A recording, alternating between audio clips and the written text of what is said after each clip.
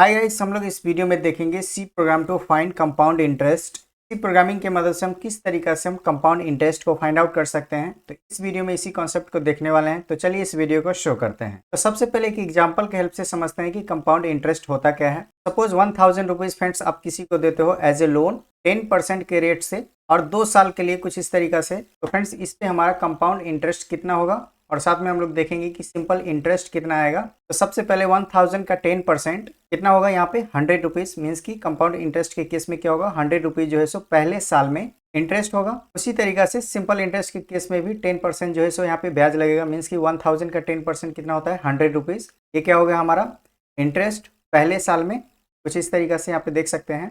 और साथ में आपको 1000 जो है सो आपका क्या यहाँ पे पी यानी प्रिंसिपल अमाउंट। सिंपल इंटरेस्ट के केस में भी देख सकते हैं 1000 क्या है हमारा प्रिंसिपल अमाउंट है। अब फ्रेंड्स यहाँ पे देख सकते हैं कंपाउंड इंटरेस्ट और सिंपल इंटरेस्ट के केस में हमारा जो है सो ब्याज कितना है 100 रुपीज और यहाँ भी देख सकते हैं 100 रुपीज। बट फ्रेंड्स आपको जो है सो सेकेंड ईयर में इसका कंपाउंडिंग इफेक्ट दिखेगा। अगले साल सिंपल इंटरेस्ट के केस में क्या होगा आपके जो मूलधन है प्रिंसिपल अमाउंट उस पर 10% फिर से ब्याज लगेगा। यानी 1000 का 10% कितना होगा 100 रुपीज। लेकिन कंपाउंड इंटरेस्ट के केस में क्या होगा आपके मूलधन पे 10% जो ब्याज है वो तो लगेगा ही। यानी 1000 का 10% कितना होगा 100 रुपीज प्लस आपकी ब्याज पे भी ब्याज लगेगा। मीन्स की इंटरेस्ट पे भी इंटरेस्ट लगेगा। यहाँ पे देख सकते हैं पहले साल का इंटरेस्ट कितना है 100 रुपीज। आपको इस पे भी 10% लगेगा। मीन्स की 100 का 10% कितना हुआ 10 रुपीज। यहाँ पे देख सकते हैं दूसरे साल में।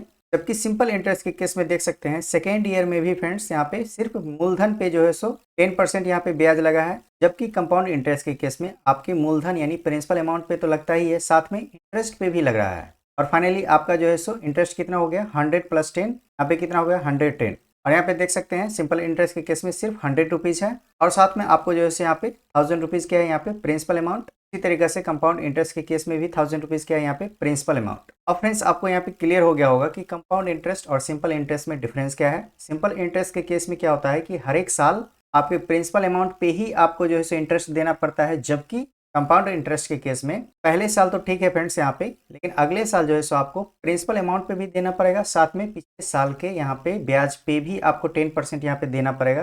पहले साल जो है सो आपका इंटरेस्ट कितना बन रहा है 100 रुपीज। जबकि दूसरे साल आपका कितना बन रहा है 110। कुछ इस तरीका से। तो इस तरीका से फ्रेंड्स अगर आप पहले साल में अगर पैसे वापस करोगे तो कितना वापस करोगे। यहाँ पे देख सकते हैं 1000 क्या है हमारा प्रिंसिपल अमाउंट और हमारा इंटरेस्ट क्या है पहले साल का 100 रुपीज। यहाँ पे देख सकते हैं।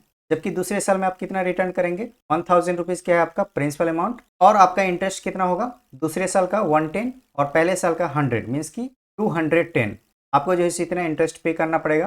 सिंपल इंटरेस्ट के केस में यहाँ पे देख सकते हैं 1000 रुपीज क्या है आपका प्रिंसिपल अमाउंट। आपका इंटरेस्ट कितना बनेगा 100 रुपीज पहले साल का और सेकेंड ईयर में 1000 रुपीज आपका जो है प्रिंसिपल अमाउंट है ही। और दूसरे साल में इंटरेस्ट कितना बनेगा पहले साल का 100 रुपीज और दूसरे साल का 100 रुपीज। यानी आपको जो है सिर्फ 200 जो है आपको यहाँ पे करना पड़ेगा। तो आई होप कि ये चीज़ आपको क्लियर हो गया होगा। इसीलिए फ्रेंड्स यहाँ पे हम कंपाउंड इंटरेस्ट को बोलते हैं इंटरेस्ट ऑन इंटरेस्ट। इसी तरीके से फ्रेंड्स अगर सपोज हमें 2 साल के बजाय अगर 3 साल के लिए अगर हमें यहाँ पे इंटरेस्ट चेक करना होगा तो किस तरीके से काम करेगा। कंपाउंड इंटरेस्ट के केस में आपके जो मूलधन है उस पर तो 10% आपको लगेगा ही। यहाँ पे दे देता हूँ मैं थर्ड ईयर, यहाँ पे दे देता हूँ थर्ड ईयर। 1000 का 10% कितना होगा 100 रुपीज और साथ में आपके ब्याज पे भी यहाँ पे टैक्स लगेगा। और कितना टैक्स लगेगा देख सकते हैं दूसरे साल का कितना है 110 और पिछले साल का कितना है 100। अब इन दोनों इंटरेस्ट को जोड़ने के बाद जो वैल्यू आएगा उस पे 10% आपको लगेगा तीसरे साल में। मीन्स कि यहाँ पे देख सकते हैं 100 रुपीज पहले साल का और दूसरे साल का 110। ये कितना हो गया 210। इसका जो है सो आपको यहाँ पे 10% देना पड़ेगा। 210 का 10% कितना होगा 21। यहाँ पे देख सकते हैं तीसरे साल में आपको इंटरेस्ट कितना लगेगा 100 + 21।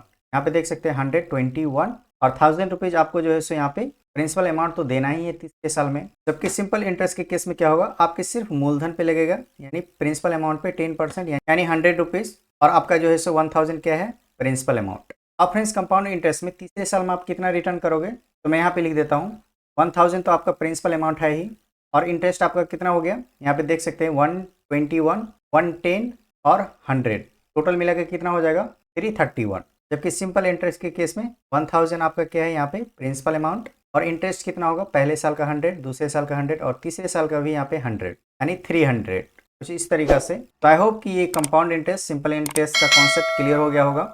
अब चलिए इसके जो है फार्मूला को देखते हैं। तो यहाँ पे देख सकते हैं amount equal to P × 1 + R/100 उसका पावर यहाँ पे T, जहाँ पे P क्या है प्रिंसिपल अमाउंट, आर क्या है हमारा रेट और टी क्या है यहाँ पे टाइम, कि कितने टाइम के लिए आप यहाँ पे लोन दे रहे हो। इसको कैलकुलेशन करने के बाद फ्रेंड्स आपका जो भी वैल्यू आएगा उसमें बेसिकली आपका कंपाउंड इंटरेस्ट भी होगा और साथ में जो है सो प्रिंसिपल अमाउंट भी होगा। फाइनली आपको CI यानी कंपाउंड इंटरेस्ट फाइंड आउट करने के लिए आपको जो है सो अमाउंट में से प्रिंसिपल अमाउंट को आप माइनस कर देंगे तो आपको जो है सो कंपाउंड इंटरेस्ट मिल जाएगा। अब फ्रेंड्स यहाँ पे देखते हैं कि सी प्रोग्रामिंग की मदद से हम किस तरीका से लिख सकते हैं। तो सबसे पहले यहाँ पे देख सकते हैं हमने हेडर फाइल्स को यूज़ किया है stdio.h। उसके बाद हम यहाँ पे दूसरा हेडर फाइल्स यूज़ करेंगे math.h, क्योंकि यहाँ पे हम पाव नाम के फंक्शन का यूज़ करेंगे। उसके बाद यहाँ पे मेन फंक्शन में सबसे पहले मैं कुछ वेरिएबल को डिक्लेयर कर लेता हूँ। यहाँ पे देख सकते हैं मैंने डेटा टाइप लिया है फ्लोट। यहाँ पे सबसे पहला वेरिएबल है प्रिंसिपल, उसके बाद अमाउंट, तीसरा वेरिएबल है हमारे पास रेट और उसके बाद टाइम और लास्ट में CI नाम के वेरिएबल है। इसका सबसे पहले यहाँ पे प्रिंट ऑफ फंक्शन की हेल्प से यहाँ पे यूजर के लिए एक मैसेज डिस्प्ले करेंगे कि एंटर प्रिंसिपल अमाउंट। उसके बाद यहाँ पे हम स्कैनर फंक्शन का यूज़ करेंगे। यहाँ पे लिखेंगे मॉडुलस एफ, क्योंकि हमारा डेटा टाइप क्या है फ्लोट, और यहाँ पे लिखेंगे एम्परसेंड प्रिंसिपल। प्रिंसिपल नाम के वेरिएबल में प्रिंसिपल अमाउंट जो है सो स्टोर हो जाएगा। उसके बाद यहाँ पे फिर से प्रिंट ऑफ स्टेटमेंट लिखेंगे और यहाँ पे लिखेंगे एंटर द रेट, और यहाँ पे स्कैनर फंक्शन के हेल्प से जो भी हमारा वैल्यू इनपुट होगा उसको हम रेट नाम के वेरिएबल में स्टोर कर लेंगे। इसका तीसरा इन्फॉर्मेशन था एंटर द टाइम, उसको हम टाइम नाम के वेरिएबल में स्टोर कर लेंगे। उसके बाद इसका फॉर्मूला होता है फ्रेंड्स यहाँ पे प्रिंसिपल मल्टीप्लाई पाव, और उसके बाद आपको लिखना है 1 plus rate divide by 100 comma time. अब फ्रेंड्स ये पाव फंक्शन किस तरीके से काम करता है सबसे पहले आप यहाँ पे समझिए। जैसे मैंने लिखा पाव x कॉमा वाई, यहाँ पे देख सकते हैं एक टर्म है x, दूसरा टर्म है y।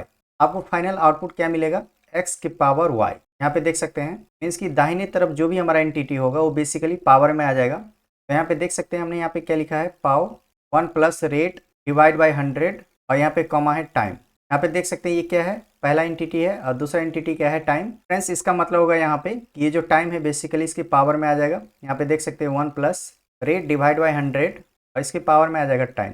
यही तो मेरा था क्या, यही तो हमारा फॉर्मूला था। उसके बाद देख सकते हैं इसके बाद क्या है यहाँ पे ब्रैकेट, क्योंकि इसके बाद हमें प्रिंसिपल को मल्टीप्लाई करना है और इसको कैलकुलेशन करने के बाद जो भी हमारा वैल्यू आएगा उसको हम अमाउंट नाम के वेरिएबल में स्टोर कर लेंगे। इसके बाद यहाँ पे कंपाउंड इंटरेस्ट फाइंड आउट करने के लिए अमाउंट में से हम प्रिंसिपल अमाउंट को यहाँ पे माइनस करेंगे और जो भी वैल्यू आएगा उसको हम CI नाम के वेरिएबल में स्टोर कर लेंगे। यही हो जाएगा आपका कंपाउंड इंटरेस्ट। अब इसको जो है हम सिंपल प्रिंट कर लेंगे। यहाँ पे लिखेंगे the compound interest is modulus F और यहाँ पे CI नाम के वेरिएबल लिखेंगे और फाइनली आपको यहाँ पे आउटपुट मिल जाएगा। अब फ्रेंड्स हमने एग्जाम्पल में लिया था suppose 1000 principal amount, interest rate क्या लिया था 10% और टाइम कितना लिया था 2 साल। यहाँ पे देख सकते हैं प्रिंसिपल अमाउंट कितना है 1000, यहाँ पे लिखेंगे 1000 मल्टीप्लाई, यहाँ पे देख सकते हैं 1 प्लस रेट का वैल्यू कितना है 10 डिवाइड बाय 100 और टाइम का वैल्यू क्या है 2। आप यहाँ पे कैंसिल आउट करोगे 0 से 0 कट जाएगा। आपका वैल्यू कितना होगा 1000 मल्टीप्लाई 1 को 10 से डिवाइड करेंगे तो कितना आएगा 0.1 और उसमें जो है सो आप 1 ऐड करेंगे तो कितना होगा 1.1 इसका होल स्क्वायर। फिर से यहाँ पे लिखेंगे 1000 मल्टीप्लाई आपको यहाँ पे वैल्यू कितना हो जाएगा 1.21 इस तरीका से। और फ्रेंड्स फाइनली इसको मल्टीप्लाई करने के बाद आपको इतना मिल जाएगा 1210 कुछ इस तरीका से। और ये वैल्यू कहाँ पे स्टोर हो रहा है अमाउंट नाम के वेरिएबल में। आप यहाँ पे देख सकते हैं इसमें क्या शामिल है, यहाँ पे जो है सो कंपाउंड इंटरेस्ट भी शामिल है और साथ में प्रिंसिपल अमाउंट भी यहाँ पे शामिल है। इसका मैं क्या कर रहा हूँ अमाउंट में से क्या कर रहा हूँ प्रिंसिपल अमाउंट को माइनस कर रहा हूँ, यानी इस वैल्यू में से आपको प्रिंसिपल अमाउंट माइनस करेंगे तो फ्रेंड्स कितना आएगा 210। और फाइनली इस वैल्यू को हम CI नाम के वेरिएबल में स्टोर कर रहे हैं और इसको लास्ट में प्रिंट कर लेंगे। आपका यहाँ पे आउटपुट आ जाएगा द कंपाउंड इंटरेस्ट इज 210 कुछ इस तरीका से। आई होप कि फ्रेंड्स ये कॉन्सेप्ट आपको क्लियर हो गया है। अब चलिए इस कॉन्सेप्ट को मैं आपको VS कोड पे रन करके दिखाता हूँ। सबसे पहले VS कोड ओपन होने के बाद यहाँ पे हेडर फाइल्स को लिखेंगे, यहाँ पे लिखेंगे stdio.h। फ्रेंड्स यहाँ पे हम दूसरा हेडर फाइल्स को यूज़ करेंगे, यहाँ पे लिखेंगे math.h। ये मैं क्यों यूज़ कर रहा हूँ, बेसिकली हम यहाँ पे पाव नाम के फंक्शन का यूज़ करेंगे इसलिए हम यहाँ पे हेडर फाइल्स को यूज़ कर रहे हैं। इसके बाद यहाँ पे लिखेंगे मेन फंक्शन और यहाँ पे कुछ वेरिएबल को यहाँ पे मैं क्रिएट कर लेता हूँ। सबसे पहले यहाँ पे मैं प्रिंसिपल नाम के वेरिएबल क्रिएट कर लेता हूँ। उसके बाद हमने लिया था यहाँ पे अमाउंट, दूसरा लिया था हमने रेट और तीसरा लिया था टाइम और उसके बाद यहाँ पे ले लेता हूँ CI। उसके बाद यहाँ पे प्रिंट ऑफ फंक्शन के हेल्प से सबसे पहले यूजर के लिए यहाँ पे मैसेज डिस्प्ले करेंगे। यहाँ पे सिंपल लिखेंगे एंटर द प्रिंसिपल अमाउंट। उसके बाद यहाँ पे स्कैनर फंक्शन के हेल्प से जो भी हमारा यूजर इनपुट करेगा उसको हम यहाँ पे प्रिंसिपल नाम के वेरिएबल में स्टोर कर लेंगे। मैं इसको डुप्लीकेट कर लेता हूँ फ्रेंड्स यहाँ पे 3 टाइम्स।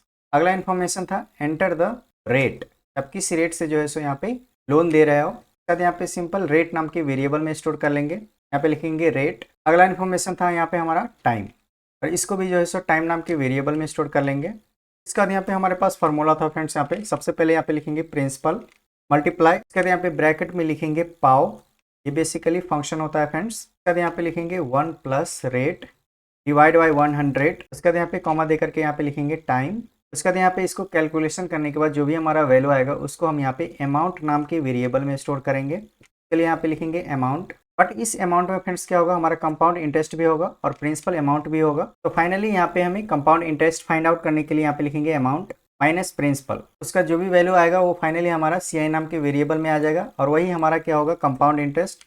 और इसके बाद सिंपल इसको हम प्रिंट करवा लेंगे। यहाँ पे लिखेंगे यहाँ पे मॉडुलस F, क्योंकि डेटा टाइप क्या है फ्लोट, और यहाँ पे लिखेंगे CI, सेमीकोलन से क्लोज कर देंगे। बट फ्रेंड्स यहाँ पे मैं कुछ मैसेज लिख देता हूँ यहाँ पे, compound interest equal to modulus F। अब फ्रेंड्स इसको जो है सो मैं आपको रन करके दिखाता हूँ। यहाँ पे देख सकते हैं यहाँ पे एरर शो कर रहा है। बेसिकली हमने प्रिंट ऑफ ना लिख करके प्रिम लिख दिया है फ्रेंड्स। यहाँ पे सबसे पहले सारे को मैं यहाँ पे लिख देता हूँ प्रिंट ऑफ। इसके बाद मैं फिर से इसको रन करके दिखाता हूँ। यहाँ पे सेव कर लेंगे। तो यहाँ पे देख सकते हैं मैं रन करके दिखाता हूँ क्या आउटपुट मिलता है। यहाँ पे देख सकते हैं enter the principal amount. Suppose मैं यहाँ पे ले लेता हूँ 1000, इंटरेस्ट रेट में ले लेता हूँ 10% और टाइम जो है यहाँ पे देख सकते हैं 2 ईयर्स। आप यहाँ पे देख सकते हैं कंपाउंड इंटरेस्ट कितना है 210। आपने एग्जाम्पल में भी देखा था। फ्रेंड्स मैं यहाँ पे कोई दूसरा वैल्यू लेता हूँ, मैं फिर से इसको रन करता हूँ। यहाँ पे देख सकते हैं प्रिंसिपल अमाउंट फिर से मैं 1000 ले लेता हूँ। उसके बाद इंटरेस्ट रेट कितना है 10% और इस बार जो है सो मैं टाइम ले लेता हूँ 3 ईयर्स।